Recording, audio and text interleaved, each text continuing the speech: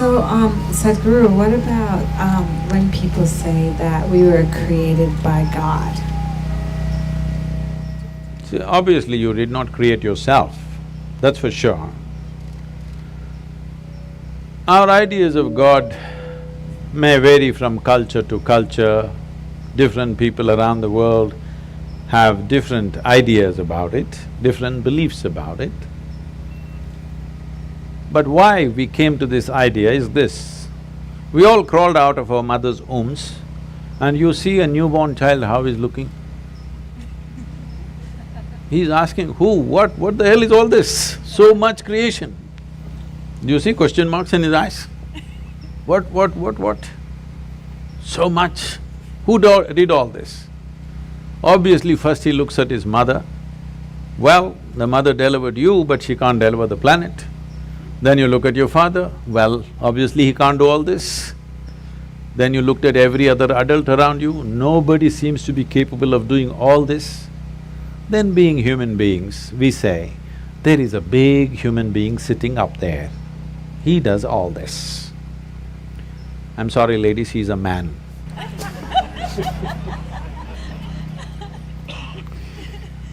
Because we are human, we are thinking a big human is up there.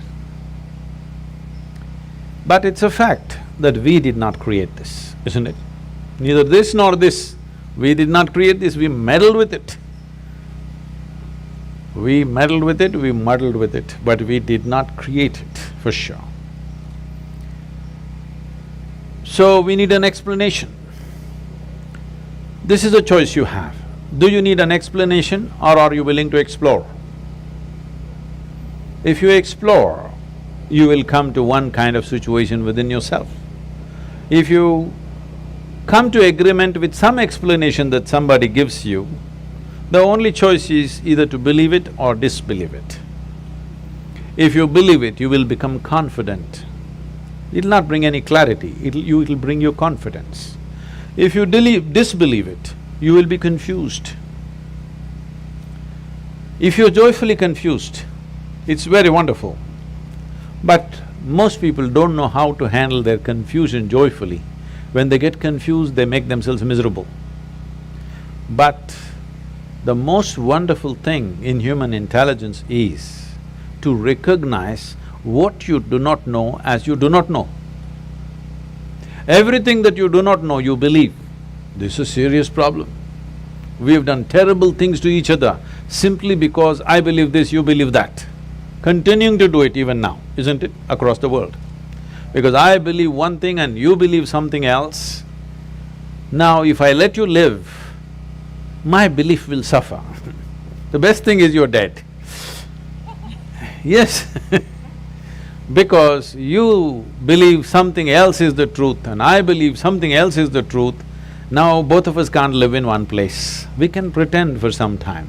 When it comes to real issues, we can't be in one place. Why is it it's so difficult? If you really have a working intelligence, you must be able to see what I do not know as I do not know, isn't it? Is it not very human and very wonderful to see what I do not know, what's the big deal about it? If you see I do not know is an immense possibility. Only when you see I do not know, the possibility of knowing becomes a reality.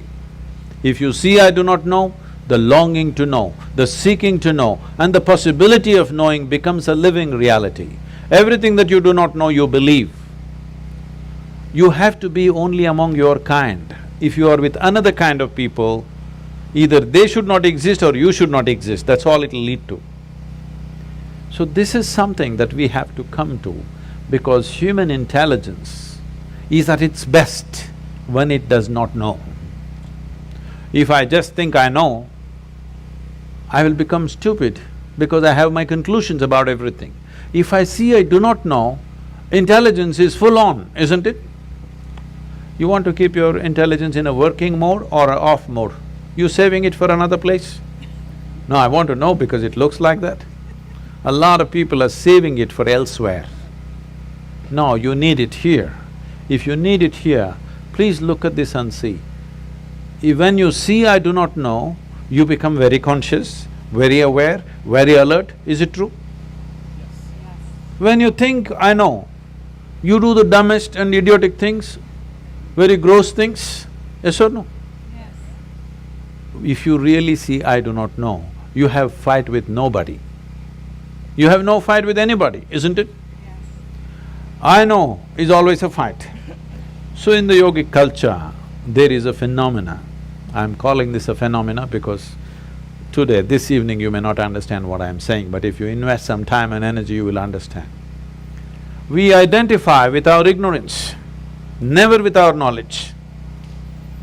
Because it doesn't matter how much you know, if you read the libraries on the planet, still what you know is the minuscule in this existence, isn't it? Hello? Yes. But your ignorance is boundless. Yes or no? Yes. So, if you're identified with your ignorance, you will be borderless, boundless human being. If you're identified with your knowledge, you will become a constipated human being. Constipated means it happens little by little. This is how life is happening right now. Little by little it is happening. It is not happening in a beautiful way. It is little by little. We have to strive to find one moment of joy somewhere. We have to do so many things to experience one moment of ecstasy. If you want to just live here, drenched with nameless ecstasies going on in every cell in your body, every moment of your life, then you must identify with your ignorance. You must come to terms with your ignorance. If you come to terms with your ignorance and pay enough attention, if you're ignorant, you naturally pay attention, isn't it? If you pay enough attention, you will see with all this scientific knowledge that we have, we still do not know one atom in its entirety. We know how to use them, we know how to break them, we know how to fuse them, we know how to make them explode, but we don't know what the hell it is even today. Yes or no? So if you pay enough attention, you clearly realize you don't know a thing. Well, he asked that question, this is all I did. When I was just 4.5 years of age, I suddenly realized I don't know a thing. So if somebody gave me a glass of water, I'm just looking at the water because I do not know what is water. Well, I know how to use the water, but I don't know what it is. Even today you don't know what it is. If I find a leaf, I'm staring at it for 4-5 hours. If I sit up in my bed, I'm just staring at the darkness for the entire night. My dear father, being a physician, he started thinking I need psychiatric evaluation. So this boy is simply staring at something all the time. My problem is I look at this, I still don't know this, so I'm not able to shift my attention to anything else. If I look at this, I'm just looking at this because I've still not figured this out. So if you pay enough attention, this universe opens its doors only to those who pay enough attention. Whichever door has been opened for you in your life has opened because you paid attention to that dimension of life. Yes or no? Yes. That's the only way it works. Now, if your attention is such, it is not seeking anything, but it's simply attentive. It pays attention to everything. It does not decide an elephant is more important than an ant. It just pays attention to everything because this is the nature of creation. If you look at an ant, have you paid enough attention to an ant ever? I spent a lot of time with them. Believe me, it's one of the finest machines on the planet. Yes or no? If you had a car like this, you know, you could do all the California deserts effortlessly. It's such a fine machine, it's not a simple thing. If you pay enough attention to the ant, you will realize whatever created this ant, it did not pay any less attention to the ant than it paid to you. Yes or no? Yes. Then who the hell are you to decide who should get more attention and less attention? It is just that you have to sharpen your ability to pay attention, not to any particular thing, to simply pay attention. If you pay enough attention, Is it true this body, though you gave food from outside, this body was created from inside? Yes? So whatever is the source of creation must be functioning from within you, isn't it? Is it? So, when you don't know what is the nature of the source of creation, you may use in English language. In India we have many words. In this part of the world, you may call it God. It's just your explanation for the source of creation, isn't it? Because you have no explanation for the creation, you saying, God made this. We have 1,000 names for that, all right? But fundamentally, we are trying to explain the source of creation. Is it true in your experience, the source of this life's creation is functioning from within you? If it's functioning from within you, if it's somewhere up there and you missed it, it's okay. If it's happening from within you and you missed it, isn't it a tragedy? Hello? Yes. If the source of creation is throbbing within you and you did not notice it, are you not a tragedy? Yes.